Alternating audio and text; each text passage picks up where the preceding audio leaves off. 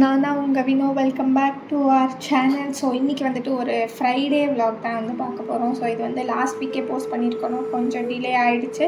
So Friday அப்படின்னாலே என்ன, எல்லோரும் வந்து மங்களகரமாக எழுந்திரிச்சிட்டு குளிச்சுட்டு அதுக்கப்புறம் தான் வந்து மற்ற வேலைகள்லாம் வந்து பார்ப்போம். ஸோ அதே மாதிரி தான் வந்து நாங்களும் இன்றைக்கி வந்து வீடு க்ளீன் பண்ணியிருந்தோம். ஸோ அதனால் வந்துட்டு எழுந்திரிச்சு குளிச்சு வீடெல்லாம் க்ளீன் பண்ணிவிட்டு அதுக்கப்புறம் தான் வந்து சமைக்கவே ஆரம்பித்தோம். எங்கள் அம்மா இன்றைக்கி சமைக்கலை, நானும் என் தங்கச்சியும் தான் வந்து சமைக்கலாம் அப்படின்னு சொல்லிட்டு இன்றைக்கி வந்து கேரட் பீன்ஸ் பொரியல் அண்ட் தக்காளி ரசம் செய்ய போகிறோம். ஸோ ஏன்னா வந்துட்டு நேற்று வந்துட்டு நாங்கள் வந்து ஹெவியாக கொஞ்சம் சாப்பிட்டதுனால வந்து இன்றைக்கி வந்து ரசம் கண்டிப்பாக வந்து இன்க்ளூட் பண்ணணும் அப்படின்னு முடிவு பண்ணுவோம். சாப்பாடு எங்கள் அம்மா எல்லாமே வச்சு கொடுத்துட்டு போயிட்டாங்க, ஜஸ்ட் எடுத்து அதை அடுப்பில் வைக்கிறது தான் என் வேலையாக இருந்தது. பட் நான் மற்றதெல்லாம் வந்து நான் தான் குக் பண்ணணும், ஸ்டார்டிங் ஃப்ரம் ஸ்க்ராட்ச் நான் தான் வந்து குக் பண்ணேன். அதுக்கப்புறமா வந்துட்டு எப்பவும் போல் காலையில் ஒரு 1/2 லிட்டர் வாட்டர் குடிக்கணும். ஸோ அதை சப்ஜா சீட்ஸ் போட்டு அதை எடுத்து வச்சாச்சு. அதுக்கப்புறம் காயெல்லாம் நல்லா கழுவி அதுக்கப்புறம் ஆல்ரெடி வந்து நான் புளி ஊற வச்சுருந்தேன். ஸோ அடுத்தது வந்து காய் கட்டிங்லாம் ஸ்டார்ட் பண்ணி சமைக்க ஆரம்பித்தாச்சு.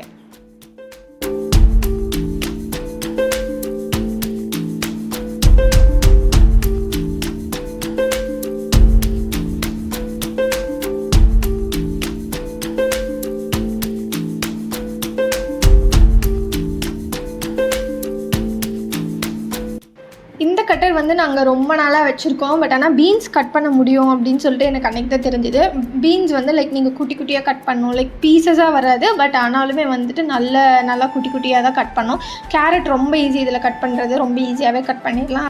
அவ்வளோதான், வந்து சாப்பாடு வந்து ரெடி ஆகிடுச்சு. அடுத்தது வந்துட்டு பொரியல் அண்ட் ரசம் செய்ய ஆரம்பித்தா போதும். ரசம்க்கு வந்து இந்த மாதிரி பூண்டு சீரகம் இதெல்லாம் வந்துட்டு இந்த குட்டி உரலில் வந்து போட்டு நான் நல்லா நசுக்கி எடுத்துக்கிட்டேன்.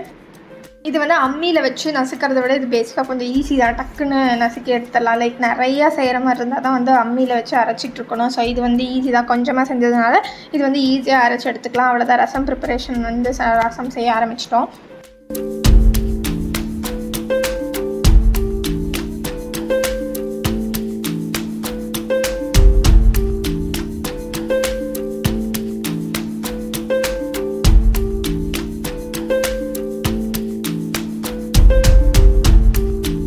ரசம் செய்ய சைட்லேயே அப்படியே வந்து பொரியல் பண்ணிடலாம் அப்படின்னு சொல்லிட்டு டக்குன்னு பொரியலுக்கு தேவையானது எல்லாத்தையும் எடுத்து போட்டு அதை நல்லா ஃப்ரை பண்ணியாச்சு. ஸோ இது வந்து நான் எங்கள் அம்மாட்ட கேட்டு தான் வந்து நான் செஞ்சேன். ஸோ இதெல்லாம் ஒரு ரெசிப்பியே கிடையாது. நார்மலாக எப்படி கேரட் பீன்ஸ் பொரியல் பண்ணுவீங்களோ அந்த மாதிரி தான் நானும் பண்ணேன்.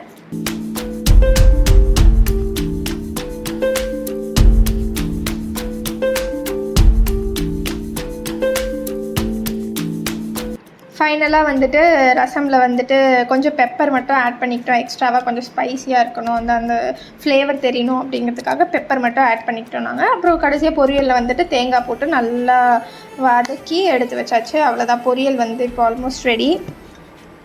இதுதான் வந்து முக்கியமான பார்ட். ஸோ இது என்னென்னா வந்துட்டு நாங்கள் கிண்ணி அப்படின்னு சொல்லுவோம். நீங்கள் என்ன சொல்லுவீங்க அப்படின்னு கமெண்ட் பண்ணுங்கள். ஸோ இது வந்து ஒரு பித்தாளை பாத்திரம். ஸோ இது வந்து பயங்கர வெயிட்டாக இருக்கும். ஆக்சுவலாக வந்துட்டு கொஞ்சம் ஹெவியாகவே இருக்கும், நல்லா ஹெவியாக இருக்கும். ஸோ முன்னே எங்கள் தாத்தா இவங்களாம் வந்து சாப்பிட்டுட்டு இருந்தாங்க. ஸோ இப்போ நான் என் தங்கச்சி இவங்களாம் வந்து எப்போ அது ஒகேஷ்னலாக சாப்பிடுவோம், ரெகுலராலாம் சாப்பிட மாட்டோம். ஸோ பேசிக்காக இது வந்து இதில் சாப்பிட்டா இட்ஸ் குட் ஃபார் ஹெல்த் அப்படின்னு தான் சொல்லியிருக்காங்க.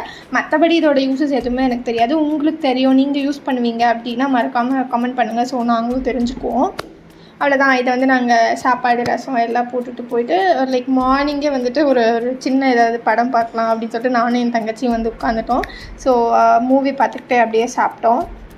பட்டு வாழை மரத்துக்கெலாம் வந்து தண்ணி விடலான்னு போயிட்டேன். ஸோ ஆல்ரெடி தண்ணி போட்டு விட்டுருந்தேன், அது வந்து ஃபுல்லாக வந்து பாஞ்சிட்டு இருந்தது. ஸோ இது வந்துட்டு மோரிஸ் வாழை மரம்.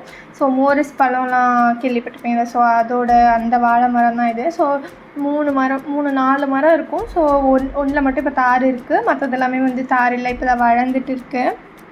இது வந்துட்டு ரஸ்தாளி. ஸோ இதில் வந்து 2 தார் இருக்குது. இந்த செட் ஆஃப் மரத்துலலாம் வந்து 2 தார் இருக்குது. இதுக்கு வந்து நான் ஆல்ரெடி வந்து ஏற்கனவே தண்ணி விட்டுட்டேன். ஃபுல்லாக தண்ணி விட்டு வச்சுருந்தேன். ஸோ இதுவுமே ரஸ்தாளி தான், பட் இது கொஞ்சம் வேறு இடத்துல இருக்குது. இது வந்து இப்போ தான் வந்து இந்த குட்டி தக்காளி செடி வந்து வளர்ந்துட்டு இருக்குது. கொஞ்சம் தக்காளியெல்லாம் வந்து வச்சுருக்கு. இதுக்கு வந்து தண்ணி விடுறது, இந்த இடத்துல தண்ணி விடுறது வந்து ரொம்ப ஈஸியாக இருக்கும். இது வந்து புதினா நானே தூணி வச்ச புதினா.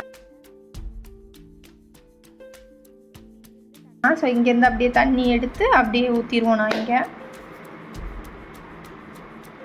என்கிட்ட கொஞ்சம் செட் ஆஃப் புதினா இலை இருந்தது. ஸோ பிரியாணிக்கு வாங்கிட்டு வந்தது. ஸோ அதெல்லாம் வந்து ஏன் தூக்கி போடுவானே, லைக் வந்தால் நல்லாயிருக்குமே அப்படின்னு சொல்லிட்டு ஃபுல்லாக அது எல்லாமே வந்துட்டு நான் ஊனி வச்சுட்டேன். ஸோ இது வருமா என்னன்னு தெரியல. பிகாஸ் நிறையா வேர் ஒன்றும் இல்லை, கொஞ்சம் கொஞ்சம் குட்டி குட்டி வேர் தான் இருந்தது. ஸோ அதெல்லாம் வந்துட்டு நான் ஊனி வச்சுட்டேன்.